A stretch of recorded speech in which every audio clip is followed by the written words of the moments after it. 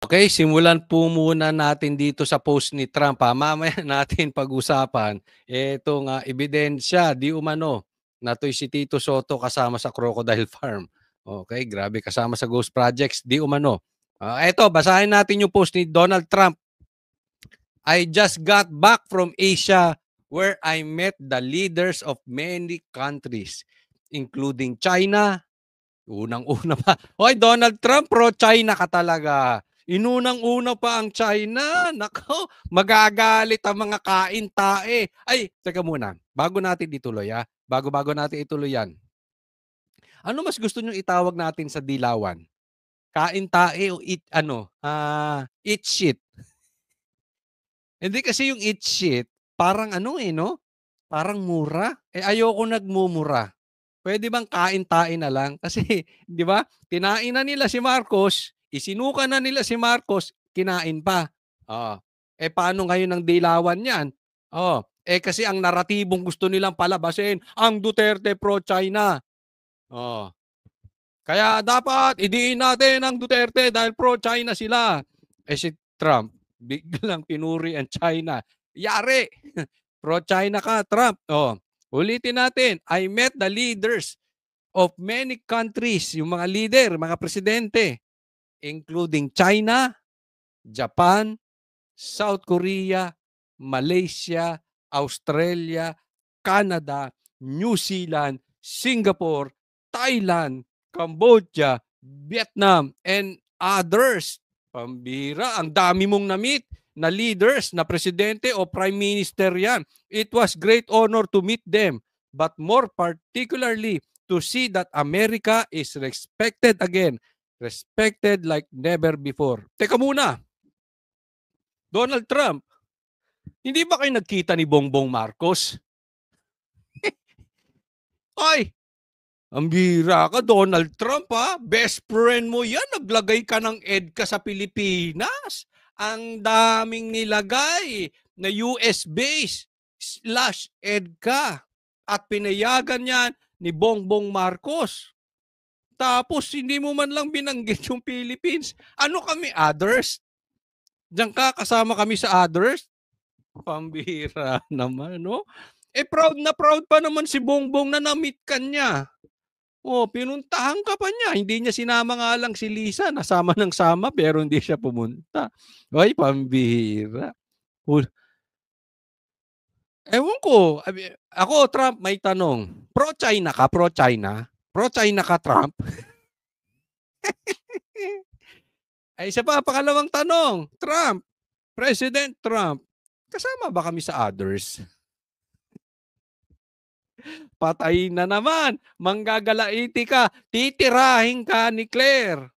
Pag si Bongbong Marcos tumago sa palda ni Claire, yari ka na. Titirahin ka na, Claire. Ang sakit nun. Ay, nako. Patay na naman ang naratibo ng dilawan. Hindi nyo na talaga pinagbigyan ng dilawan maka-epal. Yung mga epal moves nila. Pambira, no? Well, anyway, ito yung masasabi natin na talagang bubwit. Sa mata nila, bubwit. Tatandaan nyo po, si PRRD, binigyan pa ng China ng red carpet. Si Trump, nakakausap niya si PRRD. Ito si BBM, ginawa niyong saling pusa. Ginawa niyong others. Di ba? Kakahiya itong si BBM. Ito, tingnan natin Ito, ito matindi to. Sige. Alam ko napanood nyo na to itong epal moves ni Bongbong Marcos. Pero tingnan nyo, ito yung kabuuan. Ito yung konteksto para maintindihan nyo na nakakahiya talaga to si Bongbong Marcos. Okay? Sige, samahan nyo ako, panoorin natin I-interpret ko kung ano yung sinasabi. 밝은 미래를 여러 가지 기대합니다. Sabi niya, si Bongbong Marcos, wag mong pansinin yan kasi puro lang yung pangako pero hindi naman tinutupad. O yan. 어제 저녁 나비가 날아다녔습니다. 너무나도 아름다운 wag, bangag.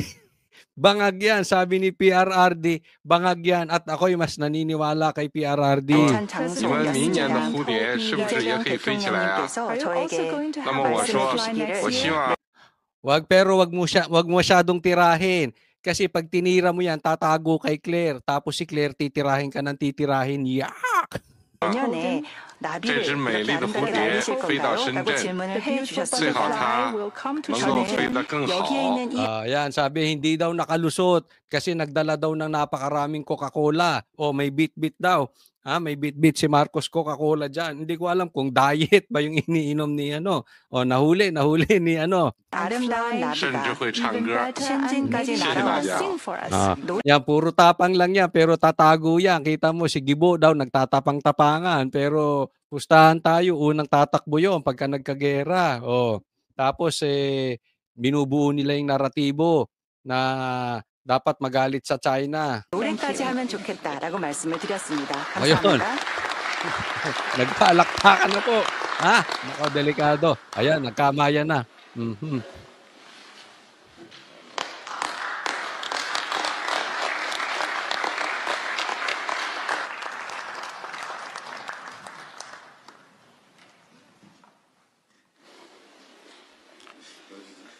Ayun! Umepal. Hoy, umepal. Ang dami na raw nilang napag-usapan dyan. Meron na daw silang business agreement. Ayan, nilapitan. 네, 잠깐 대기해 주시기 바랍니다. Yes, please wait for a moment. 네,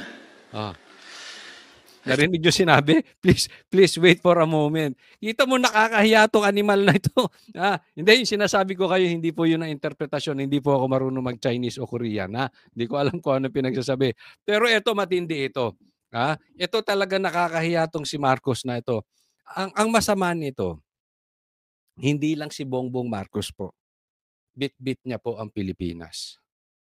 Masakit po ito dahil talagang from red carpet nandito na ginawa kay PRRD, red carpet treatment para sa Pilipinas ang ginawa kay Bongbong talagang parang ito yung parang tropa mo na alam mo, nai-imagine ko to sa vloggers Kwentuhan lang to Huwag kayong magagalit. Kunwari si PRRD, si Presidency. Hindi naman siya kasali sa usapan. Tapos yung isang vlogger biglang lumapit kay PRRD. Wala sa ayos. Hindi pa tapos yung kung kailan pwede na ang kamayan, hindi pa tapos yung event, bigla kang lalapit. Hindi naman ikaw ang kausap, patapusin mo muna. Parang ganon. Maka-epal lang. Alam mo kung bakit? Sa kwentong vlogger lang may mga ganyan kasing vlogger mahilig sa mahilig sa optics. Pero kung tutusin, hindi naman talaga kilala ni PRRD. Parang ganun lang, example lang. Parang ito, wala namang pakialam talaga si sa kanya. Baka nga hindi tinuturing na kaaway ni si President Bongbong kasi walang kwenta Di ba? Alam mo yung epal moves, yung ginawa ni Bongbong Marcos, it's not right for a president na gawin. Dapat mag-iingat kayo, Bongbong, sa mga ginagawa nyo kasi bit-bit nyo Pilipinas. Di ba? Kita mo ang layo ng treatment. How presidency respected PRRD. Si Bongbong parang hindi. Parang may sabog ka ba niyan, Bongbong Marcos, nung pumunta ka dyan? Hindi ako yung nagtatanong lang kung bangag ka nyo nagpunta ka dyan kasi binanatan mo tapos lalapit ka na para kang tuta. Diba? Presidente ka, oy! Parang gago. Tinira mo Dapat pag tinira mo, panindigan mo na. Hanggang dulo, para kang anak mo, tinitira si Basti. Urong naman ang urong. Tinitira si Pulong. Urong din naman ang urong. Pag bumira ka, banata mo na dire-diretso. Ano yan? Para kang plastic. Kaya mag-iingat po kayo kay Bongbong. Etong senaryo na yan, That is budol picture. That is traitor picture. Pag sa tingin niya, babanatan ka niya at may pakinabang siya sa'yo, sa pagbanat niya sa'yo, sa paglaglag niya sa'yo, sa pagtira niya sa'yo, titirahin ka. Pero, kung may pakinabang siyang kabatikan niya, babatiin ka. Ganyan po yan. Kasi binabanatan niya dahil nakita niya, naririnig na maraming tao, optics. Diba? Labas sa balita sa Pilipinas, tapos si Trump nandiyan dyan, so nagmamalaki siya, nandiyan dyan ang Japan, binabanatan niya ang China. Nung hindi click, hindi ubra kay Trump, kamay-kamay ka ngayon. Di ba? So, hindi siya talaga kung anong tayo. In short, pabaklang desisyon. Sa lalaki, walang backbone. Kung ano yung pakinabang. Ganyan po katangian ng traidor. Ha? Pag may kailangan ka, pakamay-kamay. Akala mo ang bait, akala mo santo. Pero pag wala ka ng pakinabang, basura tingin sa'yo. Suka ang tingin sa'yo. Hindi lang kay PRRD ginawa, pati kay presidency. Ganyan po katindi presidente natin. Kami ang boses ng masa, hindi natatakot.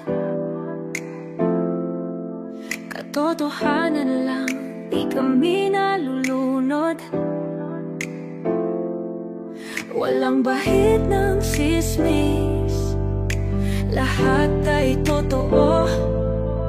Kahit sino ka pa, pag mali ka babanatan ka. Walang pinipili kulay, wala kaming kinikilingan. Basta para sa bayan, kami lalaban.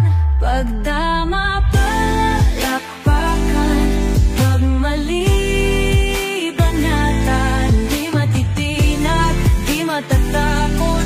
Para sa bayan, tuloy ang sigaw. Sa harap ng kamera, walang halong takot.